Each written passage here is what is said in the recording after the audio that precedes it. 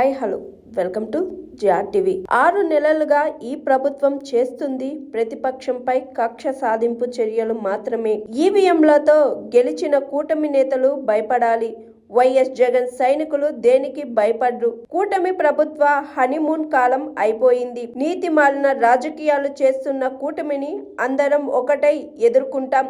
అధికారులు చట్ట విరుద్ధంగా పనిచేస్తే హెరాస్మెంట్ కేసులు వేయడం ఖాయం.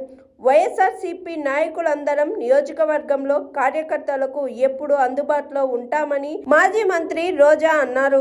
లేదా మిగతా వాగ్దానాలు గాని ఏవీ నెరవేర్చకుండా ఏ విధంగా ప్రజల్ని మోసం చేశారో ప్రజలందరికీ ఇప్పుడే అర్థమైపోయింది.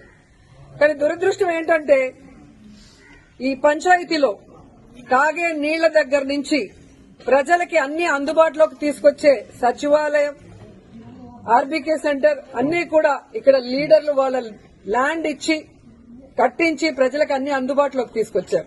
కానీ తెలుగుదేశం గతంలో 14 సంవత్సరాలు అధికారంలో ఉన్న చంద్రబాబు నాయుడు అప్పుడు ఏం చేయలేదు.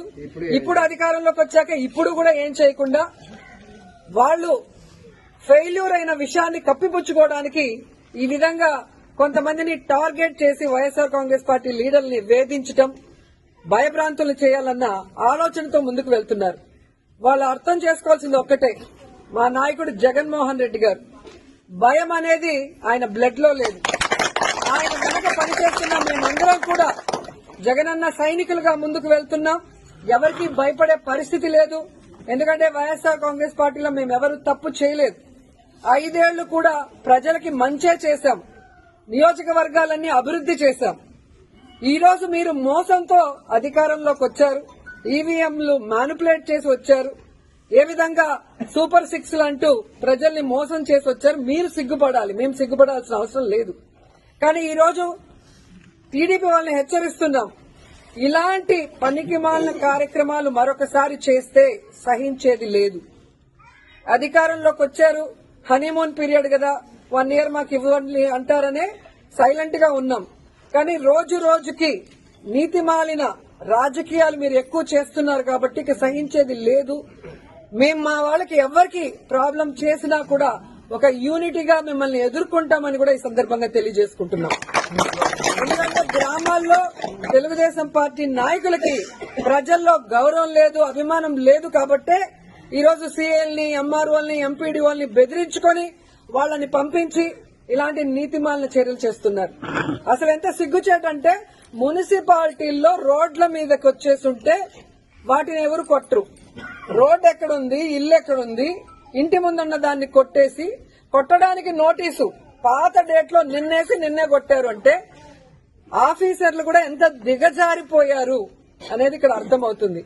సో ఆఫీసర్లను కూడా హెచ్చరిస్తున్నా, ఇదే విధంగా గనక మీరు తెలుగుదేశం పార్టీ చెప్పింది ప్రెషర్ అని చెప్పి పనికి మాలిన పనులు చేస్తే మీ మీద హరాస్మెంట్ కేసులు, ప్రైవేట్ కేసులు వేస్తాము. ప్రతి ఒక్కటి మా దగ్గర మీ మాట్లాడింది, మీరు ఇక్కడికి వచ్చి మీరు బిహేవ్ చేసింది, మీరు ఆ నోటీసు అతికిచ్చిన డేటు, టైం అన్ని కూడా మా దగ్గర ఉన్నాయి.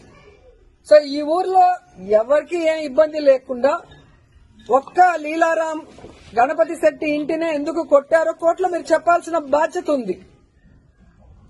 అలాగే ఏ ఊర్లో అయితే మీరు ఇలాంటి రూల్స్ కి విరుద్ధంగా చేస్తున్నారో వాటి అన్నిటికీ కూడా సమాధానం చెప్పే విధంగా మిమ్మల్ని కోర్టులో నిలబెడతామని కూడా ఎంఆర్ఓకి, ఎంపీడీఓకి, పోలీసు వ్యవస్థకి కూడా హెచ్చరిస్తున్నాం.